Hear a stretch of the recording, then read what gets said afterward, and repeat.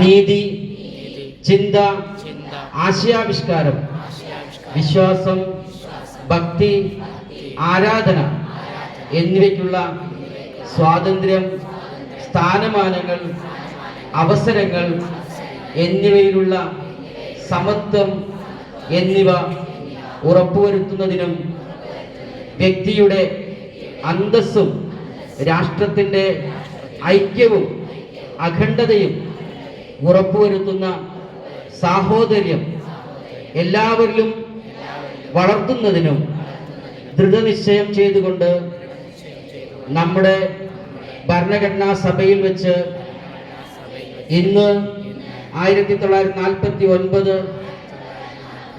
November 26-ാം തീയതി ഈ ഭരണഘടനയെ അംഗീകരിക്കുകയും നിയമമാക്കുകയും നമുക്കായി തന്നെ സമർപ്പിക്കുകയും ചെയ്യുന്നു. Okay, thank you.